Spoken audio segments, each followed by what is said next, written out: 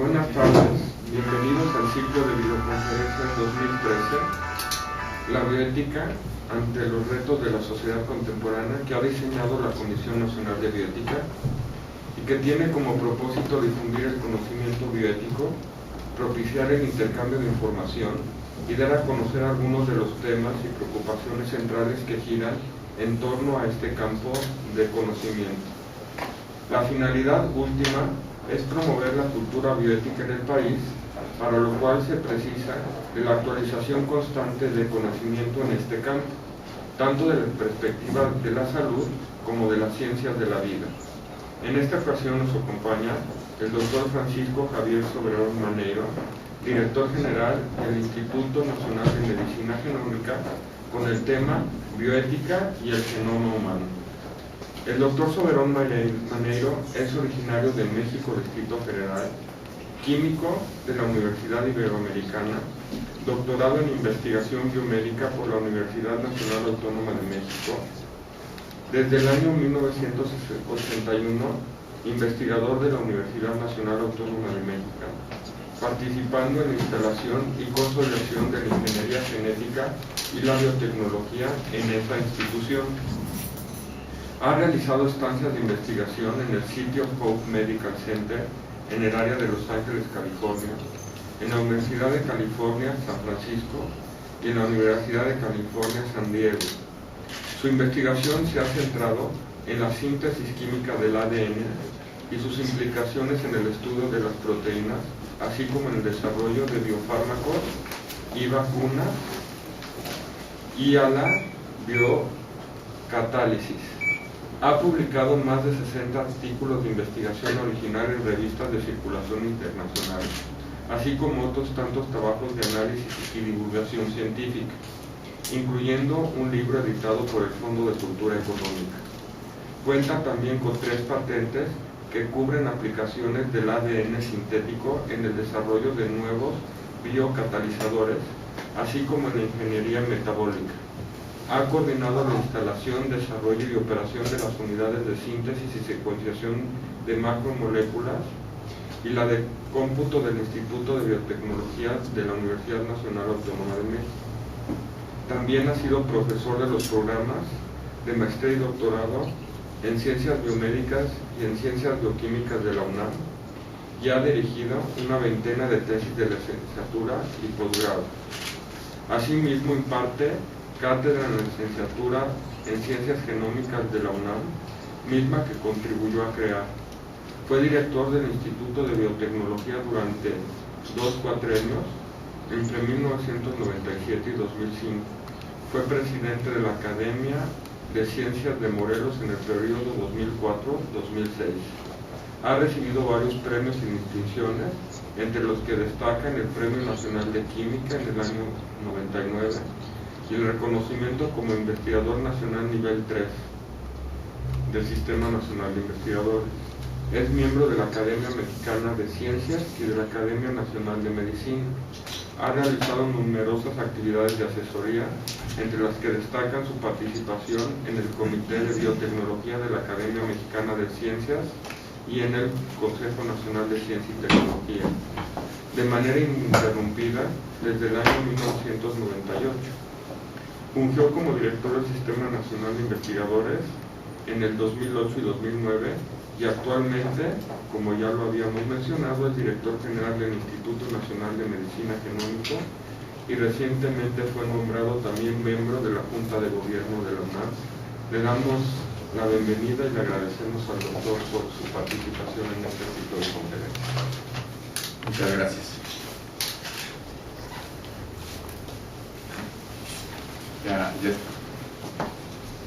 Pues buenas tardes a todos, muchas gracias por la presentación y muchas gracias por la invitación para estar aquí en el Consejo Nacional de Bioética tratando este tema que creo que tiene mucha actualidad y que nos va a dar una importante tarea a todas las personas que por una u otra razón tenemos relación con los aspectos éticos de las ciencias biológicas, con la bioética. Este es ciertamente el caso del Instituto Nacional de Medicina Genómica, en donde la tarea de investigación que tenemos tiene importantes implicaciones sociales y desde luego importantes implicaciones en el aspecto médico, que tienen que guiarse siempre por los principios de la bioética. En ese sentido, les quiero compartir pues algunas de las ideas, de los retos que nosotros percibimos que hay en este campo desde el lado de la medicina genómica, y quisiera dividir la presentación en estos tres componentes. En primer lugar, hablar sobre el impacto del proyecto del genoma humano, porque resulta que este gran proyecto y sus resultados están teniendo un efecto social de transformación muy profunda. Después, referirme a cómo es que esto, en el contexto cuál es el contexto en el que la bioética impacta a nuestra tarea, a la tarea de quienes estamos cercanos al proyecto del genoma humano, y de esta manera pues comprender un poco este marco de referencia.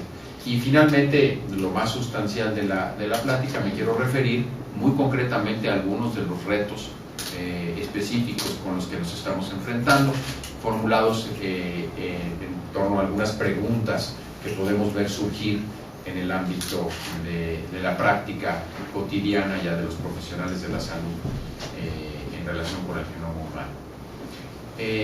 Bueno, pues en primer lugar ponernos un poco en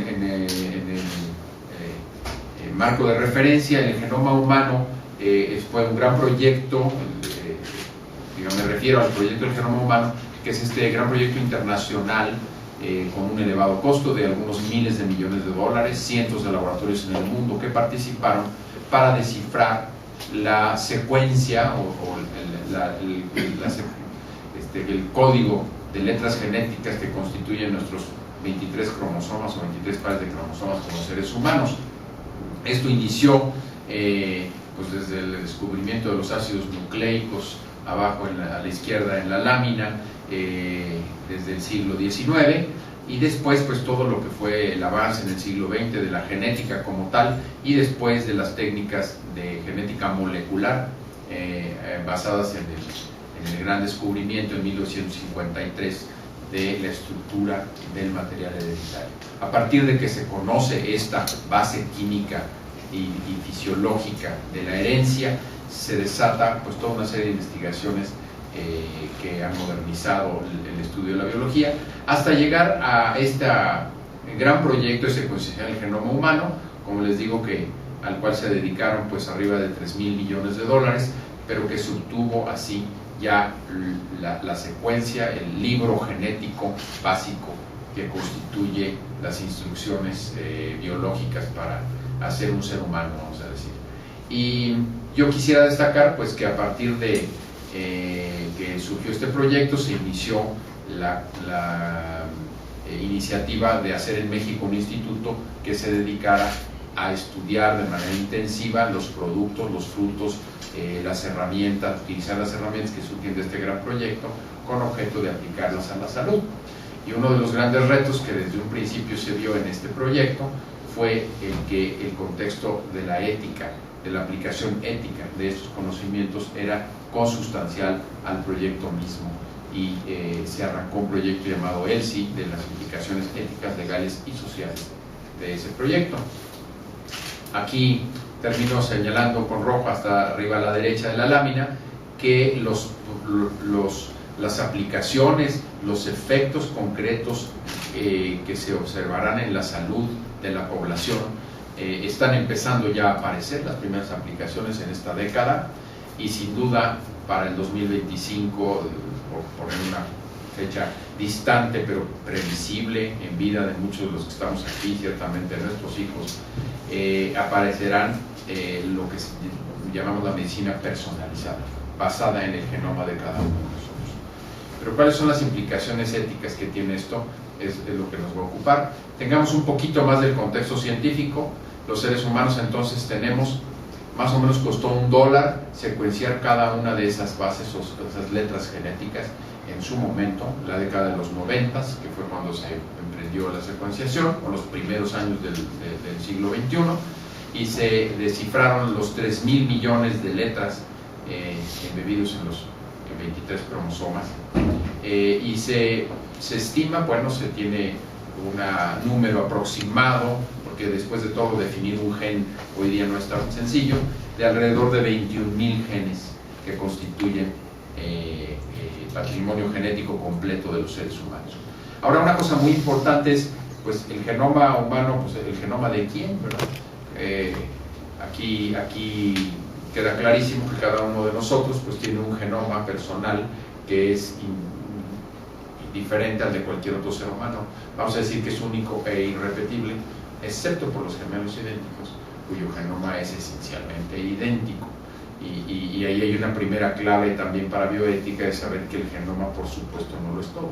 Es solamente uno de los componentes que integran la unicidad de un ser humano. Tienen que ver sus experiencias, sus decisiones y su capacidad cognitiva, que lo hace distinto incluso de su gemelo idéntico, y a veces muy distinto. Pero desde el punto de vista biológico, pues sí son idénticos. Ahora, señalar un poco rápidamente, ponernos de acuerdo cuáles son las diferencias entre unos seres humanos y otros. Hay nuevos proyectos posteriores, simultáneos y desde luego posteriores al proyecto grande de genoma humano, que ha empezado a catalogar la diversidad genética humana. Y sabemos que entre un ser humano y otro cualesquiera hay del orden de 0,5% de diferencia. Más o menos 5 de cada 1000 de esas letras son distintas. Esto parece muy poco, ahora somos 99.5% idénticos un ser humano a otro.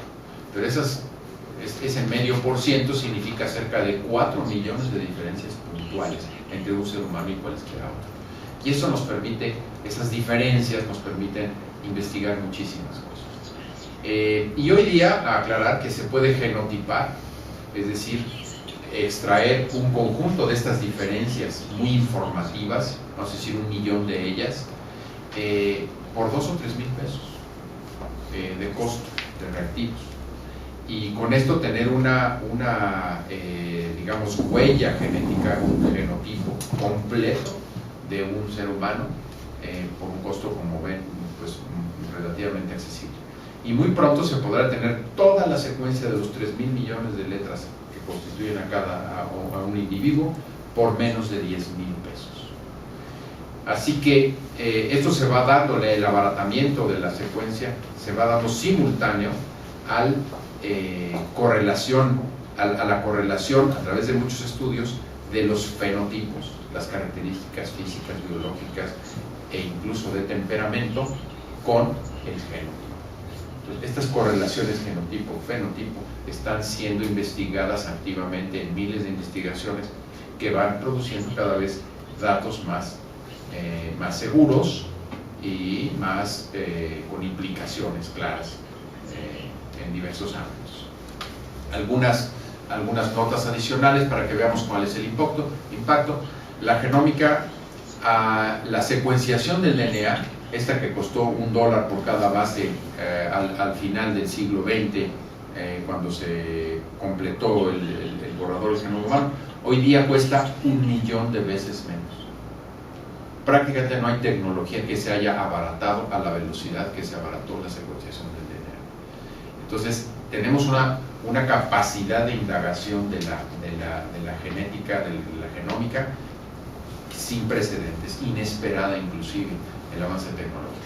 Con esto que ha pasado, por ejemplo, de las enfermedades llamadas mendelianas o enfermedades raras, monogénicas, de las cuales hay como 7.000. Antes del proyecto del genoma humano se tenían identificadas para 70 de ellas cuáles eran los genes responsables. Hoy día, más de 3.000. Solo en 10 años pasamos de 70 a más de 3.000. Más de 3.000 enfermedades genéticas, ya sabemos cuáles son los genes responsables. Esto también ha permitido otro tipo de análisis masivos. En la genómica contemporánea se utiliza mucho este tipo de análisis que llamamos Genome Wide Association, ahí dice GWA, Genome Wide Association Studies. Son estudios en donde sin prejuicios se analiza cuáles genes pueden estar involucrados en una cierta condición. Y cada bolita que ven en ese diagrama, este diagrama quizá no se percibe con la resolución adecuada, pero cada barra de estas es un cromosoma, es el cromosoma 1, el más grande de todos, por acá está el cromosoma 22, el más cortito, y luego los cromosomas sexuales, el X y el Y, ¿no? X, y Y. Este sería el cromosoma 22, 21, etc. En cada cromosoma, cada una de estas bolitas significa una condición, una enfermedad, para la cual ya se ha identificado un gen que tiene que ver con esa enfermedad. Como ven, son miles de diferentes marcadores que ya están asociados a enfermedades. Y aquí, no se ven bien, pero creo que en la próxima se va a notar con más detalle. Tenemos el tipo, las bolitas aquí de colores nos dicen qué tipo de enfermedad es la que ha sido mapeada. Por ejemplo, aquí están resaltadas en el lado izquierdo las enfermedades del sistema digestivo.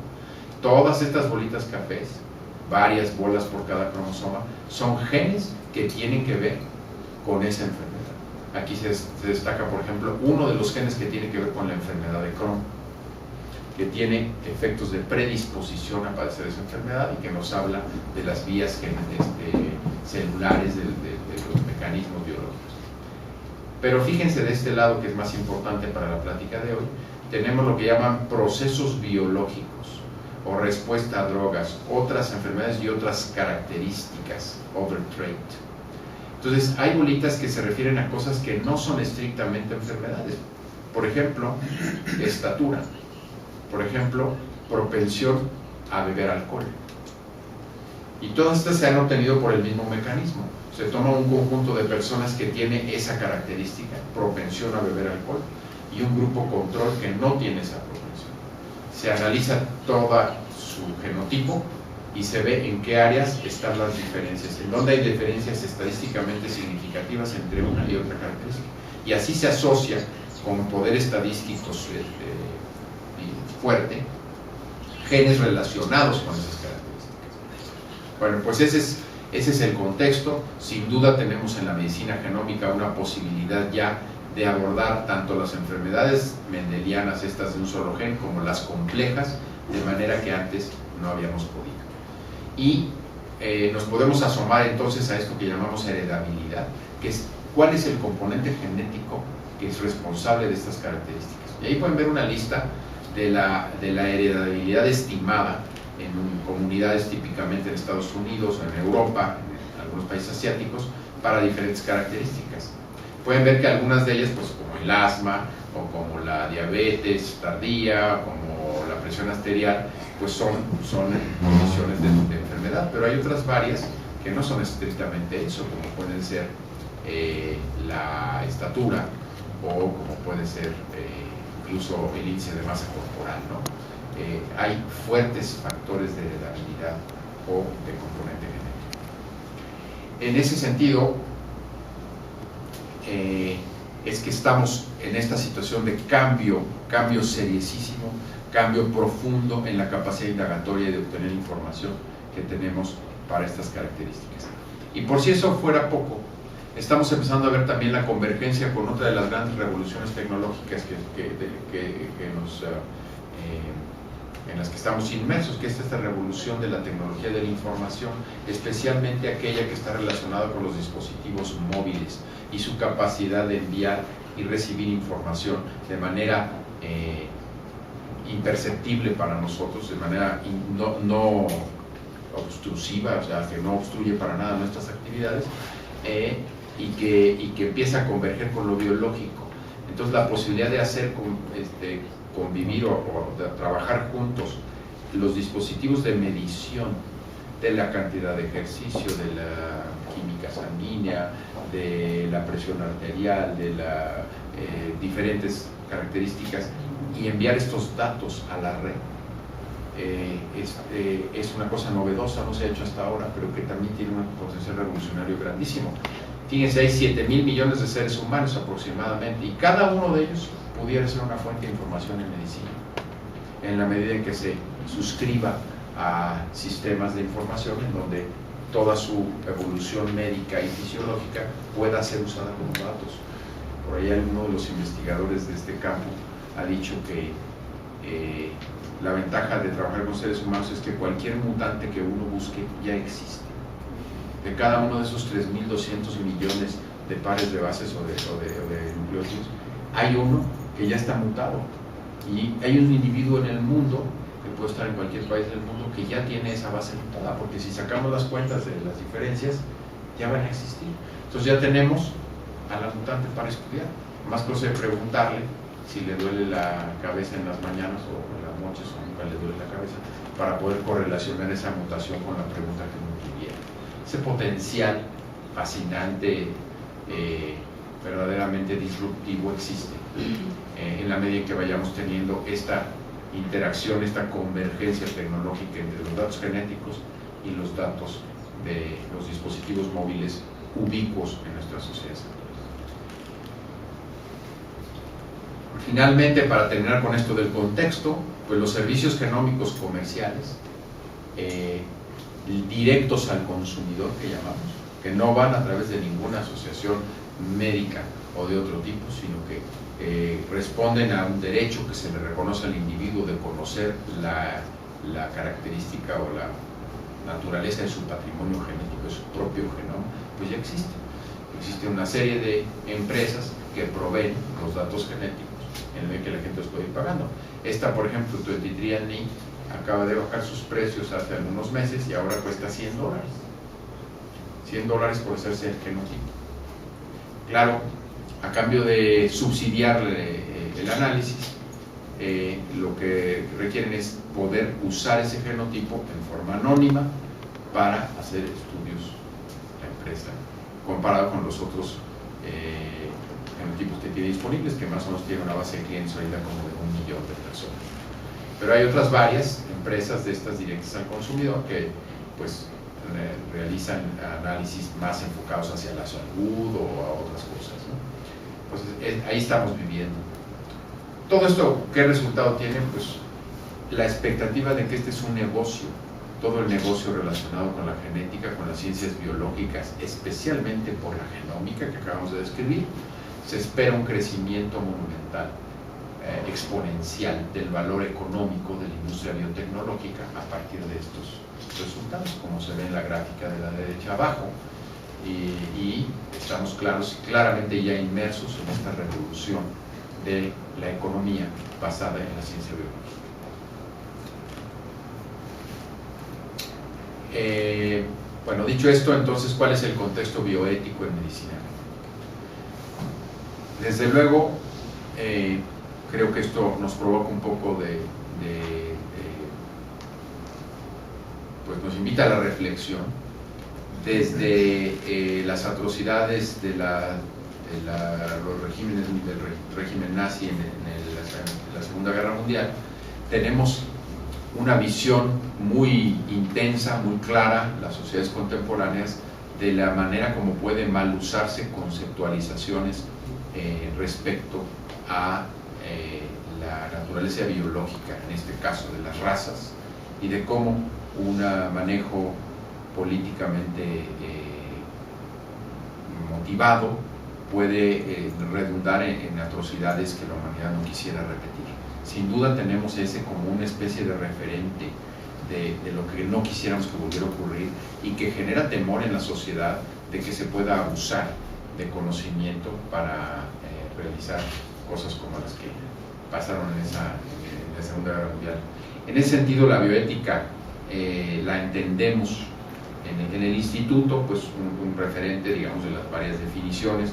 Ciertamente en esta comisión tienen muy claro las diferentes maneras como puede percibirse lo que es la bioética, pero bueno, nosotros lo vemos como un estudio interdisciplinario de problemas suscitados por el progreso biológico y médico, tanto a nivel microsocial local como a nivel de la sociedad global, y sus repercusiones en la sociedad y sus sistemas de valores hoy y mañana.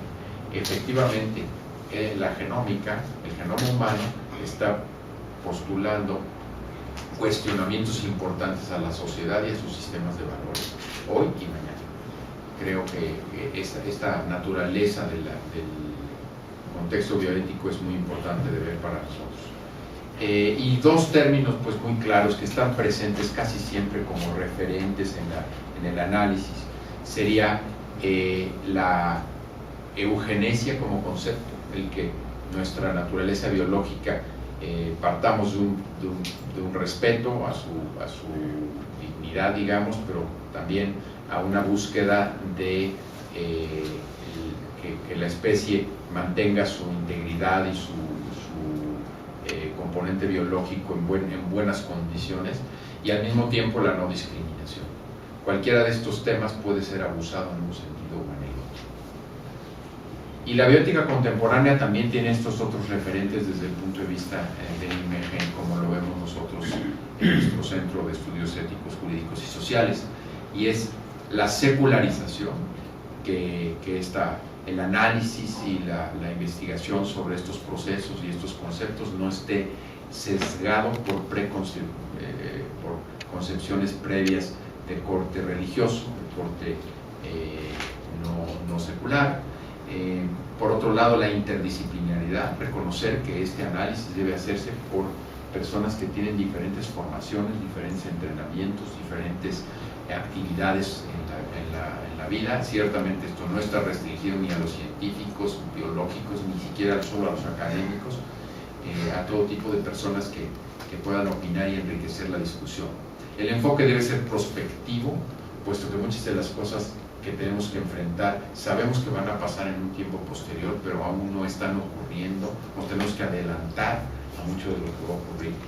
Un enfoque social, una visión social, que debe ser sistemático el análisis y científico, basado en evidencias, y es un fenómeno transcultural, a pesar de que, claro, debe estudiarse en el contexto de lo que cada uno de los pueblos, de las culturas, incluso de las culturas regionales importa.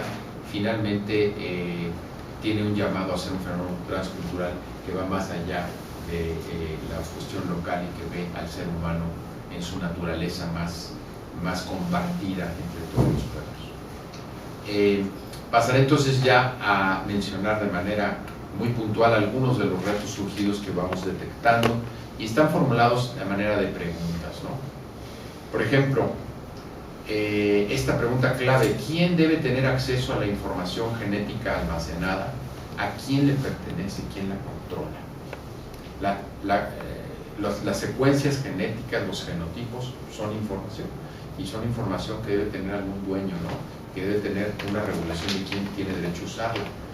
¿Cómo pueden, por ejemplo, las familias resolver el conflicto cuando algunos miembros quieren hacerse pruebas genéticas para determinar si tienen una enfermedad genética y otros no? Porque resulta que en algunas ocasiones, dependiendo de la naturaleza de la enfermedad, el hecho de que una persona la tenga implica necesariamente que la otra también. Entonces, en esas ocasiones, ese conocimiento pues no puede estar disociado de los intereses. No es un interés estrictamente individual, tiene implicaciones. Puede ser tanto de hijos hacia padres o de padres hacia hijos. En otro de este mismo grupo de preguntas: ¿pueden los patrones, los empleadores, requerir pruebas genéticas como condición para dar un empleo? ¿Hasta dónde es legítimo? ¿Para qué tipo de empleo? Sí, ¿para cuál no? ¿Cómo es que se va a regular eso? Ninguna de estas preguntas creo que tiene una respuesta de sí o no muy sencilla. Habría que basarse en las evidencias y ver cuál es el impacto social e individual de resolver en un sentido. ¿Cómo te sentirías si dieras positivo para una enfermedad genética? ¿Y cómo te sentirías si dieras negativo? Estas son preguntas ya que van a lo individual, a la parte más interna y respetable de un ser humano, y que finalmente sabemos por la experiencia que son las que definen mucho de la práctica concreta, cómo se sienten las personas al respecto del manejo de la información. Y eso depende del temperamento, del carácter de cada persona. Estamos hablando de términos relacionados con privacidad, con confidencialidad, con el antivalor de la discriminación y con el impacto psicológico. Son los criterios o son los referentes valorales que nos sirven para enfocar estas preguntas. Yo, por cierto, no voy a dar respuestas, voy a tratar solo de plantear preguntas. Las respuestas tienen que irse resolviendo en los comités, en la propia normatividad que se vaya generando y en la evidencia que se vaya acumulando por la investigación. Este otro tema grande pues es el acceso equitativo a la tecnología. Es otro gran tema que tiene que ver con la ética social. ¿Cómo hacer llegar la ciencia genómica a los grupos humanos con menos recursos? Es una gran preocupación. Ha sido costoso, siempre va a haber, lo más avanzado siempre va a ser costoso. ¿Y quién tiene acceso a lo más avanzado? Pues la gente o las sociedades que tienen recursos financieros. ¿Quién financiará el desarrollo de tratamientos para enfermedades genéticas que afectan a pocas personas? Ese es un dilema que también nos encontramos frecuentemente. Si una enfermedad afecta a unos cuantos, pues el balancear el interés de salud pública, que es mucho más bajo, con el interés individual, con todas estas enfermedades llamadas huérfanas, ¿no? ¿Cómo lograr que se financie? ¿Cómo afectará la investigación sobre la variación genética humana nuestros conceptos de raza, etnicidad y cultura? Esta es una pregunta que va a aspectos muy profundos. No son propiamente de la esfera de influencia directa de un instituto como el de medicina genómica. Lo que interesa al instituto es el componente relacionado con la salud y la enfermedad, pero inevitablemente invadimos temas que son relacionados con esta cuestión de la etnicidad, por ejemplo, de los conceptos de raza y cultura, porque, por ejemplo, estudiamos la diversidad genética de las poblaciones mexicanas, que son productos de un hecho histórico de mezcla de dos poblaciones, la española y la indígena, que dan origen a la población actual de México, en donde la inmensa mayoría de la gente tenemos un componente genético amerindio y un componente genético del sur de Europa. Y esta mezcla hace que sus características o nuestras características ante la situación de salud sean diferentes, pero también tiene implicaciones importantes sobre cómo fueron las migraciones, cómo fueron los patrones de mestizaje que surgen de estos mismos datos. Entonces tenemos que analizar cuál es el impacto de esto que estamos descubriendo y cómo es el impacto de nuestro discurso sobre la percepción que se tiene de raza, etnicidad y cultura. Por cierto, incidentalmente yo creo que a lo que invita este conocimiento que va siendo adquirido es a sentirnos cada vez más todos los seres humanos como parte de un gran grupo en el que compartimos esa diversidad y en donde compartimos esa historia en común de estos últimos 200.000 años en donde hemos provenido de África todos, ¿no? Y aquí pues los conceptos de referencia están a la izquierda: naciones con pocos recursos, cómo van a acceder a esto, gentes sin seguro médico, por ejemplo, comunidades rurales y de cinturones urbanos que tienen estados de marginación, disparidades raciales y étnicas, cómo se enfrenta esto, y las enfermedades genéticas raras que ya mencionamos. Esto tiene que ver entonces con acceso equitativo. Otro grupo de preguntas que creo que vale la pena tomar en cuenta, que nos inquietan y que tienen que ver con genómica, son el que los resultados de las pruebas genéticas sean resultados útiles. También esto es algo que se cuestiona mucho, ¿no? Si alguien sabe que tiene una propensión genética a enfermarse del corazón, ¿esto inducirá un cambio en sus hábitos? Es una pregunta abierta. ¿Es útil conocerlo? Quizá depende de cada persona, ¿verdad? No a todas las personas les van a ser. Yo sí creo que es diferente, ¿verdad? En algunos casos ofreceré mi punto de vista. Me parece que si a todos nos dicen coma frutas y verduras, pues ya lo sé, ¿verdad? ¿Es malo fumar? Ya lo sé. Pero es diferente que a uno le digan: tú no vas a ser como tu abuelita que tiene 90 y sigue fumando. Vas a ser como tu tío bicho que se murió a los 45 de enfisema pulmonar, porque tú tienes las mismas condiciones genéticas de ese tío, no las de tu abuelita. Creo que va a ser muy diferente la manera como se percibe el mensaje, pero solamente la evidencia concreta, dura, nos va a ir permitiendo ver cómo puede valorarse la utilidad de este tipo de información. No podemos asumir que a todo el mundo le va a ser útil. Por ejemplo, se deben ofrecer pruebas genéticas para enfermedades que hoy día no tienen cura. Es una gran pregunta. ¿El criterio fundamental es la cura? Lo ha sido en el ámbito médico en gran medida. Pero no solamente la cura es un criterio, pudiera haber otros criterios. Decidir o no dejar descendencia, organizar la vida de una manera distinta. Entonces, el tema no es sencillo. Hasta ahora un criterio muy importante ha sido: si no tiene cura, ¿para qué averiguarlo? Otra pregunta: ¿tienen los papás derecho a hacer pruebas genéticas a sus hijos menores de edad sobre enfermedades que se presentarán en la edad adulta? Hasta ahora ha sido relativamente circunscritas las pruebas, por ejemplo, el tamiz neonatal, a aquellas enfermedades en donde se puede intervenir de inmediato. Pero ahora tenemos métodos para ver, tenemos la capacidad de ver enfermedades que se van a presentar tardíamente en la vida, inclusive que se presentan en las familias. ¿Quién tiene derecho a saberlo y cuándo? Se va a estigmatizar a ese chiquito desde que nació, porque ya se sabe que tiene el defecto genético. ¿Cómo se manejaría eso? ¿Quién tiene derecho? Y esto implica, allá a la izquierda, algunos referentes que creo que provocan reflexión, cambios de costumbres y comportamientos. Ese es uno de los grandes resultados que podríamos obtener de la genómica humana, el lograr que tuviéramos un incentivo para cambios de comportamiento, y también tomar el referente de si hay o no los tratamientos en la actualidad para responder a algunas de estas preguntas. Es por eso que aquí tomo esta pausa en las preguntas, es decir, claramente vamos a ir necesitando nuevos profesionales de la salud. Tendrá que irse dando un cambio profundo en la manera como se maneja el trabajo en la salud, especialmente conforme se va haciendo más personalizada la medicina. Y por supuesto con este otro ingrediente que ustedes también seguramente están muy conscientes, que es que las personas tenemos oportunidad de buscar información en la red de manera que antes no era posible. Cualquier persona que ustedes conozcan y que le acaban de diagnosticar alguna enfermedad, a los 8 días ya llega con verdaderamente saturada, diría yo, empachada, intoxicada de información acerca de su enfermedad, y sin realmente todos los elementos para poder integrar esa información y poderla. Pero ciertamente sí la usa para exigir a sus médicos que le digan, ¿y por qué no va a dar tal o cual tratamiento? ¿Y por qué no va a hacer tal o cual diagnóstico? Porque yo ya leí en el MD, ¿no? En el WebMD, que es lo que debe hacerse. O peor aún, a lo mejor lo leyó en una fuente no autorizada. Pero entonces el asesoramiento de la medicina individualizada y personalizada, que es un asunto complejo, va a requerir profesionales muy bien entrenados.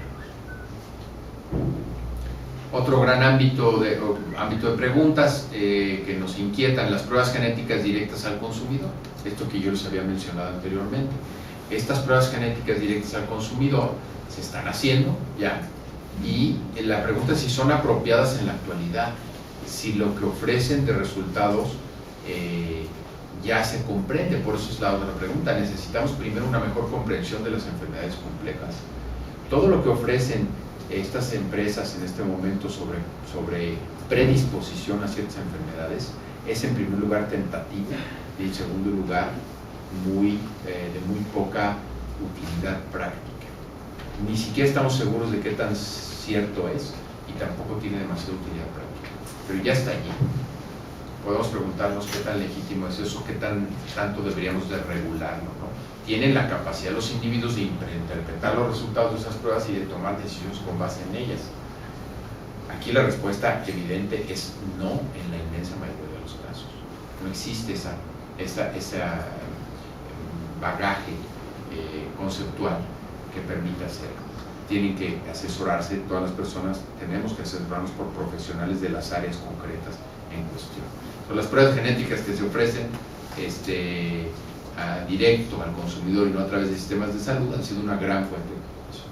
En algunos estados en Estados Unidos están prohibidas todavía a la fecha de hoy, y hay un gran debate porque hay quien dice que está limitando la libertad de cada quien de averiguar lo que corresponde a su patrimonio genético, ¿no?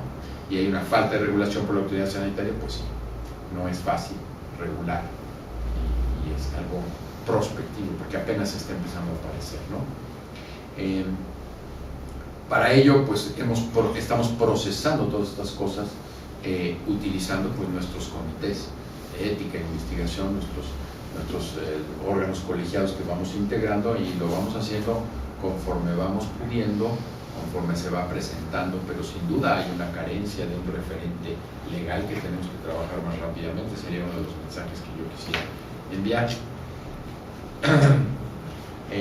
algunas de las últimas preguntas que quisiera yo plantearles, la importancia que siente de entender sobre genética. Al final, hasta para formar parte de un comité, para hacerse cargo uno de su propia situación de salud y enfermedad con base en la medicina personalizada del futuro, pues tenemos que entender más que lo que hasta ahora ha sido necesario de estos temas, ¿no? Y pues ahí hay algunas preguntas como que si los políticos y los ciudadanos están adecuadamente preparados para tomar decisiones sobre políticas aplicables en ciencia genómica. Yo les puedo decir que muchos políticos que conozco, pues, ¿no? Algunos ciudadanos sí, otros no. Tenemos que hacer campaña para informarnos mejor, sobre todo si vamos a participar en algunos de estos comités y vamos a tomar decisiones sobre ello, ¿no? Conforme aumenta la disponibilidad de pruebas genéticas, ¿están preparados los médicos para responder a las preguntas de los pacientes sobre estas pruebas? Pues es que ni siquiera los médicos han recibido la formación necesaria para poder responder estas preguntas. Entonces se requiere también un entrenamiento especial y una modificación de muchos de los programas, tanto de estudio de pregrado como de educación continua, para que los médicos vayan cada vez teniendo más capacidad de interpretar y de solicitar ese tipo de pruebas. Esto influye sobre los tomadores de decisiones en política pública y concretamente el poder legislativo, el ejecutivo, el que los consumidores estén informados y que los trabajadores o profesionales de la salud estén educados en estos temas. Y todos estos son temas relacionados con la ética del uso de estas tecnologías. Finalmente, no debe uno dejar de hacer mención que el genoma humano tiene implicaciones en los aspectos de forenses y de cuestiones de manejo de procesos de criminología. Por ejemplo, en Estados Unidos hay 10 millones de perfiles genéticos de criminales convictos. La ley permite que se tenga el perfil, así como la huella digital, pues también se tiene el perfil genético. Y la recolección de muestras es legal en todos los estados, aunque varían los delitos, ¿no? La evidencia forense se colecta en escenas del crimen y hay cientos de miles de perfiles. Esto ya es un dato viejo. Cada vez se puede ir correlacionando más el perfil genético en una escena del crimen con el posible perpetrador. Pero ¿qué es lo que podría seguir? No solamente como un posible perpetrador que ya estuviera en la base de datos, vamos a decir, comparar la muestra biológica que se recolectó con el sospechoso, sino con la base de datos. Y en un momento dado con una base de datos universal. Si existiese una base de datos universal con el perfil genético de cada uno de los desde que nació, en una escena del crimen automáticamente se sabría quién fue el perpetrador. Ya no tendría que haber sospechosos. Se podría decir inequívocamente a quién pertenece esa muestra biológica, a menos que tenga un gemelo idéntico. Excepto en ese caso se puede decir inequívocamente. Lo otro que se puede decir es cada vez más características físicas, estatura, color de la piel, complexión probable, y eventualmente, como ustedes pueden imaginar, eventualmente, yo digo no en vida nuestra, ¿verdad?, pero a lo mejor en muchas décadas, se va a poder saber el retrato hablado de la persona, porque como podemos ver claro en los gemelos idénticos, los genes determinan la apariencia física. Prácticamente, excepto accidentes, fuertes enfermedades, los gemelos idénticos nacen, crecen, se reproducen y mueren idénticos. Son parecidísimos físicamente. Y eso, lo que nos está diciendo es que genéticamente nuestro aspecto físico está prácticamente predefinido. Lo deberíamos poder leer en los genes. Es tan complejo que no lo vamos a poder leer en esta ni en la próxima década, ni quizá en 50 o 100 años, pero algún día tal vez se va a poder leer. Entonces, con la muestra genética se va a poder saber la apariencia física exacta de esa persona. Con base en estas preguntas y las inquietudes que les he mencionado, tenemos los estudios éticos, jurídicos y sociales. En el INMEGEN nos enfocamos a este tipo de preguntas. Detectar problemas jurídicos y sociales respecto al tratamiento de la información genética, aspectos puntuales relativos al manejo de las muestras, las lagunas en el derecho, colisiones normativas, y con base en esto emitir recomendaciones regulatorias y políticas públicas en base a estos estudios jurídicos y sociales, que están apoyados en una bioética, que es el sustento de todo esto, ¿no? Porque al final es velar por los derechos humanos de los involucrados. Y hemos hecho una compleja matriz de temas a tratar. Para cada uno de los temas ahí marcados con color no sé si se leen todos, pero uno es la atención médica y la salud pública, la otra es la investigación como tal para la salud, y otro, lo verde dice ahí normativa específica, y los aspectos comerciales de toda esta área temática. Para cada uno de ellos podemos dividir qué pasa con el sujeto fuente, con la participación del sujeto fuente, los sujetos involucrados otros, por ejemplo, el que recaba el consentimiento, el que toma la muestra, el que transporta la muestra, el que la procesa, el que guarda los datos. Luego los sujetos responsables, ¿no?, que detentan realmente una responsabilidad en el asunto, el equipo de investigación, el equipo médico, el que hace la notificación, los sujetos titulares, dueños de la información, y qué tipo de titularidad tienen, ¿no? A veces es un bien individual, a veces es un bien público. Pues es una matriz compleja y llena de diferentes ámbitos para los cuales hay que deliberar y legislar. Y quiero yo cerrar esta charla comentándoles algunos de los temas más contemporáneos que creo que abren un punto de reflexión que creo que es de llamar la atención.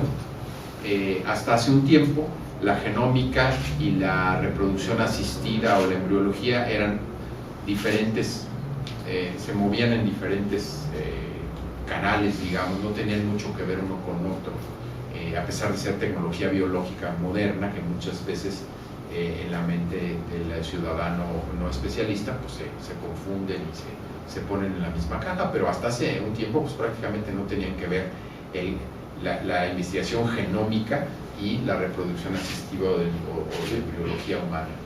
Sin embargo, recientemente se anuncia que antes de implantar los embriones en alguna clínica en Inglaterra, antes de implantar embriones obtenidos por fertilización in vitro, se les hizo el genoma completo. Se secuenció completo el genoma, se toma un conjunto de células de este embrión sin perturbarlo, manteniéndolo viable, se hace la secuenciación del DNA de esas células y se elige con base en esa secuencia qué embrión es conveniente implantar y cuál no. ¿Cuáles son las características que buscan en esa análisis genético? Pues que no tenga aberraciones cromosómicas, que no vaya a resultar en un producto inviable, que se aborta, etcétera, que no tenga enfermedades gravísimas como las que pasan con algunas de esas aberraciones, pero nada impide que cuando se lee ese genoma se analicen otras características como las que ya mencioné anteriormente. Como todas esas características que mostré en ese diagrama de todos los cromosomas con cada una de esas bolitas, ¿quién va a tener derecho a decir cuál de esas bolitas le interesa elegir que el embrión tenga o no tenga? ¿Cuál característica? Como les digo, hay algunas características incluso físicas que ya pueden predecirse que no son tan complejas. La estatura o la complexión son complejas. El color de los ojos no lo es tanto. Alguna parte del color de la piel no lo es tanto. Son características de muy reciente aparición que pueden mapearse unos cuantos genes, que son lo que lo definen. ¿Son criterios válidos o no son criterios válidos para que se escojan? En el ámbito de la reproducción asistida, ahora ya mezclada con la genómica. Esto va a ser mucho antes de que se pueda manipular modificando los genes, que es un tema en el que no he entrado, la terapia génica de línea germinal. Pero elegir un embrión u otro, pues es una selección genética, aunque no sea manipular el gen, pero es escoger la presencia azarosa de un conjunto u otro, dependiendo de los embriones que se tratan. Es la selección preimplantación. Hasta ahora esto se ha manejado éticamente en relación con enfermedades genéticas discapacitantes, como pueden ser enfermedad de Tay-Sachs en comunidades judías, que a veces se hace un análisis preimplantación para evitar llevar a término un embrión que trae la enfermedad muy grave, pero que va a impedir, cuando se tenga el genoma, que se busquen otras características, insisto. Esta me parece a mí que tiene profundas implicaciones por la información segura o especulativa que se puede derivar de este genoma completo previo a la decisión de implantar. Esto es de hace unas cuantas semanas el anuncio y lo que va del año ha habido los primeros experimentos.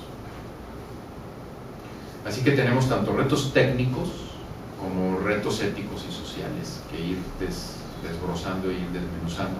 Es una tarea que desde el INMEGEN, desde el proyecto del genoma humano, se ve como una tarea crucial, como una tarea urgente y como una tarea titánica.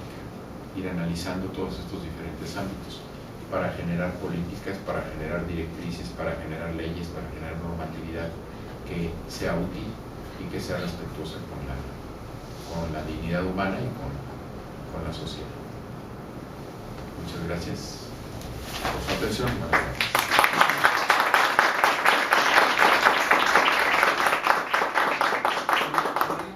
Para un par de preguntas, no sé si... En los comités de ética en investigación, creo que tiempo atrás no teníamos muchos problemas porque nos pedían que si permitíamos hacer tal estudio genético en el estudio que estaban ahí, pero ahora dejan esto abierto, o sea, dicen, vamos a hacer tal, pero vamos a guardar la muestra para que en el futuro lo que se vaya saliendo y que podamos hacerlo en este tejido. ¿Hasta qué punto y en qué basaríamos de los acuerdos internacionales permitir o no esto? Sí. Yo creo que desde el punto de vista de la investigación consideramos esta cuestión prospectiva, ¿verdad? Sí. Este es un criterio grande que se maneja, y en los consentimientos informados que hemos manejado en concreto en el INMEGEN, procuramos el que se explore la posibilidad de un consentimiento a futuro. ¿Por qué lo pensamos? Porque nos damos cuenta de que en investigaciones anteriores, si hubiéramos tenido ese consentimiento, el valor de esas muestras para generar conocimiento útil sería muchísimo mayor, ¿verdad? Si tuviéramos el consentimiento informado para utilizar información en el futuro. Lo que yo creo es que desde el punto de vista de la eficiencia, de la utilidad social de las investigaciones, del retorno de la inversión por esas investigaciones, sí es muy conveniente tener consentimientos informados prospectivos que permitan hacer cosas posteriores. Creo que la salvaguarda de que esto sea éticamente apropiado es que siempre haya comités en investigación que vayan aprobando cada una de las nuevas cosas que se vayan haciendo. ¿Sí? Entonces, hay un consentimiento informado del paciente o del sujeto, pero que esté seguro de que siempre se harán los análisis conforme apruebe un comité de ética. Y con frecuencia la salvaguarda fundamental tiene que ver con la confidencialidad, ¿no? Que se maneje confidencialmente y que no se divulguen los resultados de manera que la persona pueda ser lesionada. Pero en general yo veo muy importante la perspectiva o el consentimiento a futuro en tanto con el criterio de la eficiencia del uso del recurso de investigación. Sí, creo que en ese sentido es muy importante lo que tiene que ver con el manejo de los biobancos, ¿no? Se aprueba un proyecto de investigación para utilizar una muestra para un proyecto específico, pero se solicita también al participante que su muestra, su material biológico, sea guardado en un biobanco para futuras investigaciones, en el entendido de que esas muestras serán utilizadas, serán primero guardadas, mantenidas en confidencialidad, con un buen uso, y que cada vez que se solicite la salida de una muestra del biobanco para un protocolo de investigación, esto será aprobado por un comité de ética en investigación, de tal manera que yo como participante en el estudio di mi consentimiento para este estudio y también di el consentimiento para que mi muestra sea resguardada en un biobanco que la va a poder utilizar de acuerdo a los criterios éticos específicos del biobanco. En ese sentido eso sería importante. Un punto que me gustaría sacar al aire es un punto que siempre he considerado importante desde una perspectiva ética, es cuando hablamos de un determinismo. Quienes nos dedicamos a la ciencia siempre estuvimos en contra de un determinismo desde un punto de vista religioso, de que pues, tienes que aceptar lo que tienes que aceptar porque Dios te lo mandó. Dios te lo mandó, Y ahora, quienes nos dedicamos a la ciencia, caemos en el riesgo de caer en un determinismo biológico, en este caso genómico, ¿no? Tienes que aceptar lo que tienes que aceptar porque tus genes te lo mandaron. Desde un punto de vista ético, creo que ahí estamos en una línea muy riesgosa. Yo en lo particularidad creo que los genes sí son muy importantes, y yo como genetista, pues por algo escogí esa área de especialidad. Sin embargo, como mencionaste, pues es muy importante que quede muy claro que existen muchas características que dependen no solo de un gen, sino de muchos genes. Los factores que regulan la expresión de los genes, que en algunos casos se conocen que pueden ser propios del organismo o influidos por el medio ambiente, y que existen todavía expresiones de muchos genes que se llevan de manera azarosa para características que son muy complejas. Yo creo, y un ejemplo que uso en mi caso particular, yo creo que si yo tendría exactamente los mismos genes de Arnold Schwarzenegger, hoy en día, yo creciendo en el ambiente que crecí y como crecí, fenotípicamente no sería igual a él. No pasaría las horas que él pasó en el gimnasio, no me inyectaría esteroides como él se inyectó, quizás no comería lo mismo que él comió creciendo en Austria a lo que yo comí en México, y creo que podríamos ser dos personas genéticamente idénticas y fenotípicamente muy distintas. Y en el desarrollo de las enfermedades creo que eso es muy importante, ¿no? Para aquellas en las que se determinan predisposiciones, la oportunidad que tiene uno de modificar otros de los factores de riesgo, por ejemplo, el riesgo cardiovascular, modificando la dieta, haciendo mucho ejercicio, checando la presión desde tempranas edades para tomar medicamentos antihipertensivos, y entonces poder establecer que esa predeterminación genética no es como una predeterminación religiosa, creo que sería. Sí. Yo estoy muy de acuerdo con ello.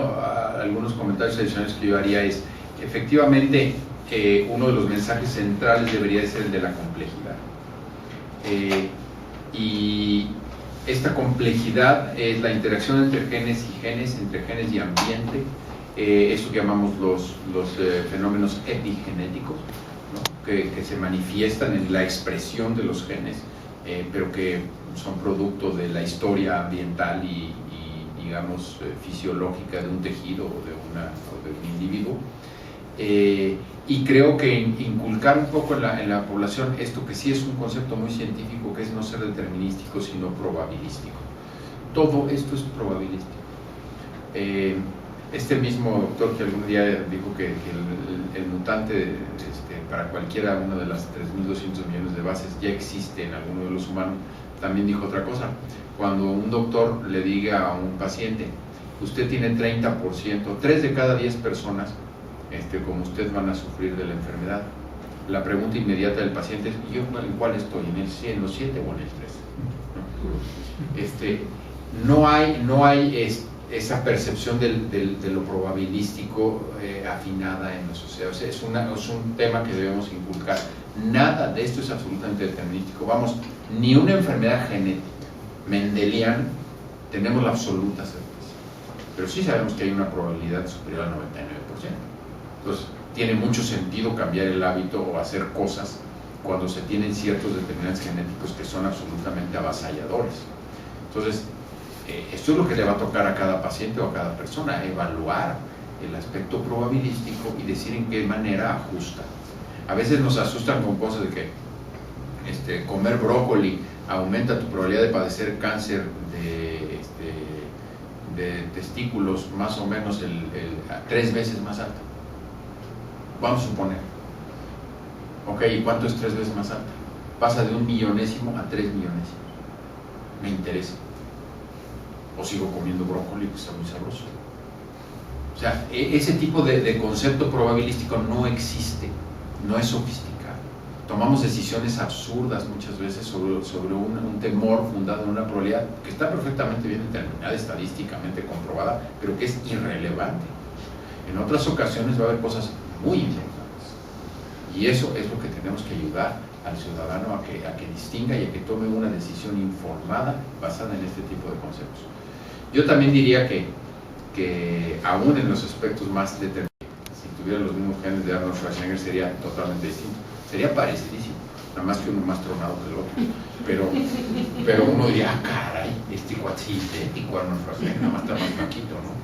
Yo es lo que esperaría, O sea, que la diferencia no fuera tan pronunciada, porque allí el componente genético es muy importante, ¿no? Yo a lo que me refiero es que la característica primordial de ese sujeto es eso, el estar, ¿Lo ves? Sí. es esa característica física que en realidad si La no hago lo que él hizo no la desarrollaría, Sí, que es su característica. 100% de acuerdo. Que es algo de lo que más llama la atención, ¿verdad? Sí. Y eso no es una... Y lo que sí es importantísimo es que nadie se sienta predeterminado. ¿Sí? Efectivamente, las decisiones que tomamos en nuestro entorno son importantísimos, pero en conjunto con nuestra genética. Sí, y que a veces nos preocupamos muchas veces por cuestiones tan sofisticadas como estas, cuando hay otras cosas probabilísticas de la vida diaria, como usar el cinturón de seguridad. Así es. Para sobrevivir un accidente de carros, y por esas mucha gente no se... Por supuesto. Bueno, pues muchísimas gracias. Gracias a ustedes por su atención. Creo que es un tema muy importante, muy relevante, actual, del cual todos deberíamos interesarnos. En la Comisión Nacional de Bioética es uno de nuestros temas prioritarios. Y por último, al nombre del doctor Manuel Gilbert Chávez, presidente del Consejo de la Comisión Nacional de Bioética, le entrego este reconocimiento por la brillante participación que ha tenido en nuestro ciclo de conferencias y un pequeño presente de la Comisión. Muchas gracias. Muchas gracias.